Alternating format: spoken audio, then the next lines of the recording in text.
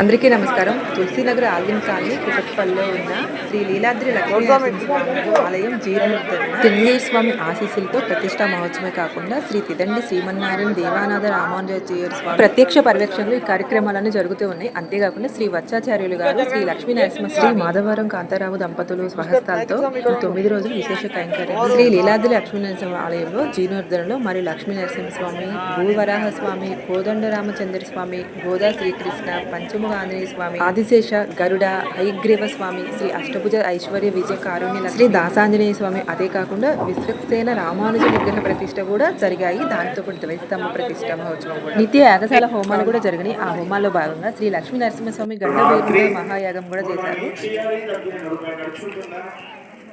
ఇంట్లో ఉన్న దీపం పొందులు 2 దీపాలు వస్తున్నాయి కదా, కనుక అందరం ఆలయమంతా దీపాలతో ఆయన ఏకాంత సేవలు చూడాలని ఒక చిన్న మనస్సు అది ఆనందంగా చూడవచ్చు. మీరు కూడా చేద్దాం, కుదురుతుంది భగవంతుని కృప వల్ల.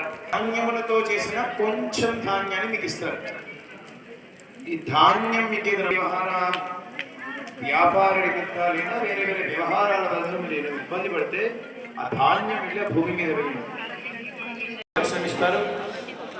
నరసింహస్వామి గండభైరవ యాగం కోసం అయితే నవధాన్యాలతో లక్ష్మీ నరసింహస్వామిని ఈ విధంగా అయితే వేయటం జరిగింది. తర్వాత చుట్టుపక్కల 9 హోమాలు పెట్టి గండభైరవ మహాయాగాన్ని అయితే చేశారు. గండభైరవ మహాయాగం పవర్ఫుల్. ఈ యాగం అయితే మనం చాలా గుళ్ళల్లో కూడా తక్కువగా చూస్తూ ఉంటాము. ఇక్కడైతే ప్రతిష్ట మహోత్సవంలో భాగంగా ఈ యాగాన్ని కూడా చేశారు. గండభైరవ మహాయాగం చేయడం వల్ల కూడా ఇలాంటి సిద్ధిస్తాయి అని చెప్పి శ్రీ వత్సాచార్యులు గారు చెప్పారు. ఏంటంటే సకల కార్యాల్లో సాధన, ఉత్తమ గృహ భూయోగ వ్యవహారిక న్యాయ వ్యవహారిక వాస్తు యోగ్యత కొరక రాజకీయ వ్యవహారాలు స్థితిస్థానం సర్వత్ర విజయప్రాప్తి, రోగాలు, రుగ్మత, భయము, ప్రయోగ దుష్ట, శక్తి వినాశనం, సంకల్ప సిద్ధి, చాలా దివ్య నరసింహస్వామి ప్రియత